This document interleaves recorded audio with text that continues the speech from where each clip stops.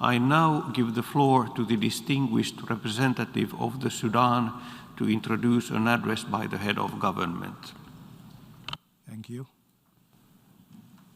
Mr. President, Excellencies, ladies and gentlemen, I have the distinct honor to introduce to you a pre-recorded statement of His Excellency Dr. Abdalla Adam Hamdok, the Prime Minister of the Republic of the Sudan. Thank you. بسم الله الرحمن الرحيم السيد الرئيس السيدات والسادة. In the name of God the Merciful, Mr. President, Majesty, Highnesses, Heads of State and Government, Excellencies, Secretary General, ladies and gentlemen, may peace and mercy of Allah be upon you. It is an honor to address you 2 years after the glorious resolution of December, this resolution for which all the Sudanese people of all stripes spilt blood. This revolution carried the aspirations of our people for freedom, peace and justice. I wish to congratulate His Excellency Abdalla Shahid for his election to the helm of the 76th session of the General Assembly. Mr. President, we wish you every success. We also wish to see the work of this session bear fruit. We also convey our gratitude to your predecessor, His Excellency Volkan Bozkır, President of the 75th session of the General Assembly. This session is occurring at a time when the serious consequences of the COVID-19 pandemic continue to make themselves felt in all aspects of life. That is particularly true for poor nations. New variants of the virus are appearing, and poor countries are fighting to reassure their people that they will have access to vaccines. The only way to give true meaning to the slogan, "No one is safe till everyone is safe," remains international cooperation and multilateral action. That's what we need if we are to achieve this goal. That is to guarantee people in these countries access to the vaccines and emerge from the pandemic on foundations which respect international economic frameworks agreed upon, namely including the Agenda for Sustainable Development. We also need to adopt innovative methods which promote environmental sustainability. We support the choice for the theme of this session. The 5 components of these themes echo the concerns of the member states of this organization. These elements recall the 3 pillars of our organization's action, namely peace, development, and human rights. In the context of our efforts to stem the pandemic, we reiterate our support and gratitude to the World Health Organization. We commend the effective role that the WHO has played since the outbreak of the pandemic. And we thank them for the technical assistance it has furnished to countries affected. We also thank all countries and organizations that have supported us, as well as other countries of the Third World during this health crisis. Mr. President, the transitional government in Sudan continues to implement policies aiming to lay the foundations for democracy and rule of law and to promote human rights. At the same time, it aims to tackle the chronic structural problems beleaguering our economy. These programs and these policies underpin a common goal, and that is building a safe and stable Sudan where everyone lives in peace, prosperity, freedom and justice, as expressed in the slogans of the glorious revolution of December. The reforms undertaken have really had an effect on the most vulnerable people in our society. We've launched social protection programs aiming to protect the poorest among our citizens, and we've done so with the aid of regional and international partners. These efforts are undoubtedly supported by the international community. Mr. President, as regards the protection of civilians and the promotion of human rights and the rule of law, we continue to strive to implement institutional and legal reforms and to strengthen mechanisms designing to promote and protect human rights and justice. In this context, we accede to international and regional instruments, and in addition, we have our mechanisms for human rights, which involve all stakeholders involved in human rights issues in the country. In recent months, we ratified the International Convention for the Protection of All Persons Against Enforced Disappearance, as well as the United Nations Convention Against Torture. We are determined to continue to strive to improve the security situation in Darfur through the implementation of the Juba Peace Agreement, through the collection of arms, through the realization of justice, and ensuring accountability, namely through the implementation for the National Plan for the Protection of Civilians, and that with the parties to the Juba Peace Agreement. Mr. President, since the transitional government entered into office in Sudan, we've adopted a foreign policy based on the principles of mutual respect and cooperation, a policy which aims to serve the higher interests of Sudan and to champion the values of good neighbourly relations and cooperation. We're also guided by the principles of our peaceful, glorious revolution and the constitutional document.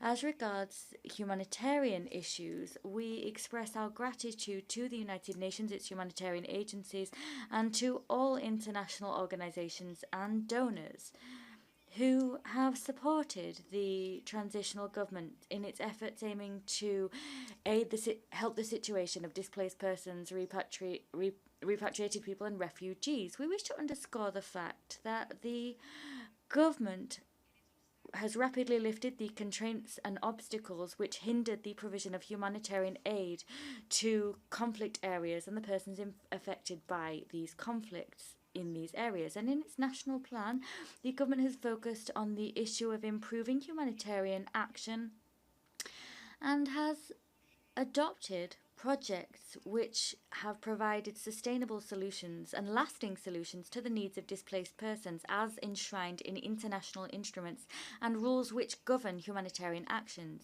In this regard, we point to the measures taken to ultimately convene a high-level summit to find lasting solutions for the refugees, displaced persons and returnees in Sudan, as well as for host communities. And this is guided by an IGAD initiative and in cooperation with the UNHCR.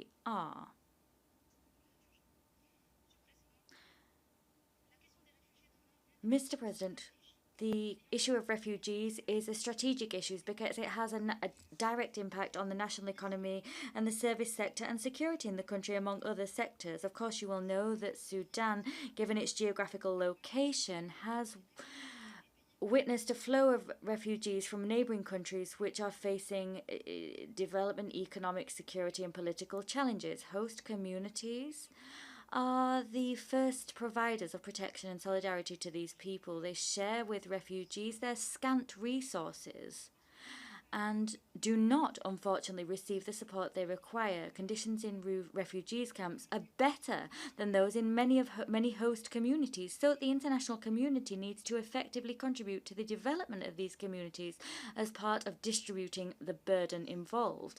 Here we note that the UNHCR has launched an appeal to the international community to guarantee funds to meet these needs. That was last year, but these pledges have not been upheld and more money is needed. We urge the international community, humanitarian organizations and donors to provide the aid necessary and to mobilize the resource required to overcome the challenges prompted by this humanitarian emergency. Mr. President, we attach great importance to the issue of the rule of law at a national and international level. We strive tirelessly to ensure our laws are implemented and to ensure that they stringently meet international criteria, convention and standards. Several initiatives have been launched to build national capacities in this regard and to help specialised agencies to discharge their mandates. This is all the more important given that the promotion of the rule of law at a national level is primarily on the shoulders of states and governments.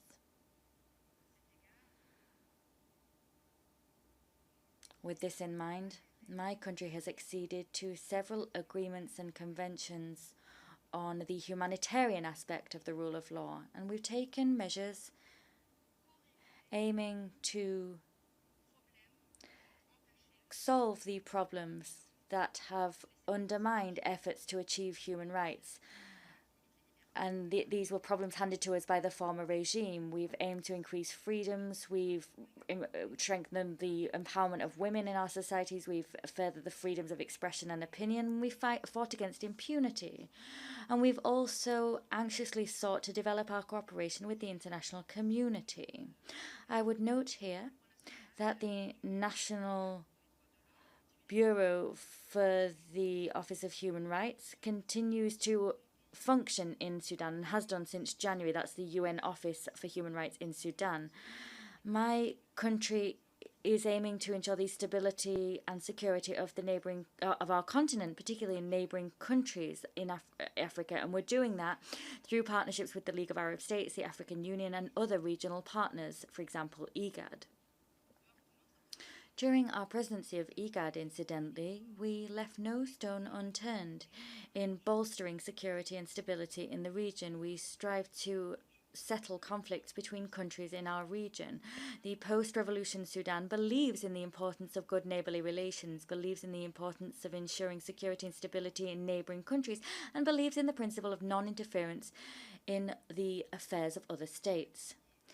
Mr. President, last July, the Security Council convened a meeting, the second in a year, on the developments of the GERD, the Grand Ethiopian Renaissance Dam. At the time, Ethiopia announced a second unilateral filling following the failure of the round of negotiations between the parties. And despite the major efforts deployed by the presidents of the African Union. On this level, we reject all unilateral measures. We reaffirm the need to reach a binding agreement regarding the filling and operation of the dam, and that to avoid damage and developments which would affect the livelihoods of half of the Sudan's people and would hinder agricultural irrigation projects, water projects, and would hinder the installation of other dams by the Sudanese people. We have environmental projects along the Blue Nile and the Nile. Incidentally, we witnessed a lot of damage during the first filling and the second filling of the dam. Despite the prevention measures that we did take, measures that were plentiful in number and very costly, we reaffirm that the meeting of the Security Council on the dam aimed to reinforce the power of current negotiations and to increase the prospects of reaching agreement. We are ready to participate in any peaceful initiative bringing all parties together to reach an agreement in all parties' interests. Mr. President, Sudan, through the blood spilt by its martyrs, has turned the page on decades of injustice. Despite the progress made during the Glorious Revolution, Sudan continues to face sizable challenges which require the support of the international community and friends to achieve economic reforms. Given the current situation, we've had some of Sudan's debt forgiven. We've had concessional financing issues, and we've had pledges in the Sudan Donors Conference held in Berlin upheld, as well as those made in the Paris meeting on Sudan. We've also seen the lifting of constraints following Sudan's removal from the list of country sponsors of terrorism. That's allowed my country to return to the international family after an absence of 3 decades. In this regard, I wish to particularly thank President Emmanuel Macron and France for having organized the Paris conference. We also thank all countries that have forgiven Sudan's debt. We thank countries and organizations that have supported the social protection programs we have in order to alleviate the consequences of the current situation on the most vulnerable people in our country. Allow me also to thank the United Nations organization, as well as the African Union and UNAMID, that has concluded its mission in Darfur. Lessons have been learned. A new phase has been ushered in after the drawdown of that mission. I'd also like to state that the government of Sudan and UNITAMS signed an agreement on the status of forces, and I wish to affirm the commitment of my government to provide the cooperation and facilities necessary to support the goals of that mission. I wish to commend the positive spirit that has guided UNITAM's work. I invite it to undertake more efforts to discharge its mandate, that of helping Sudan's government to successfully conclude the democratic transition according to the terms of Resolution 2425 that established its mandate. The transitional government has no doubt overcome sizable challenges when it comes to the establishment of peace.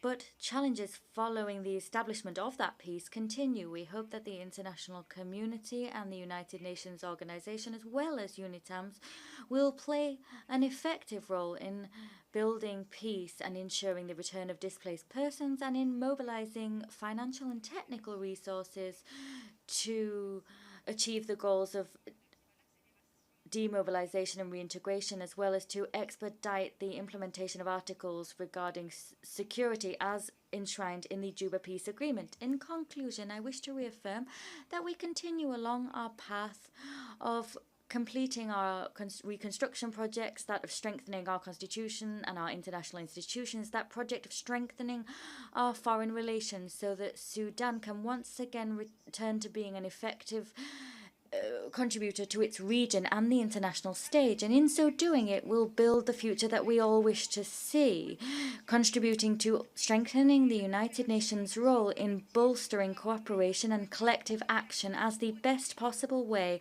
of facing the challenges threatening our people. Thank you, Mr. President.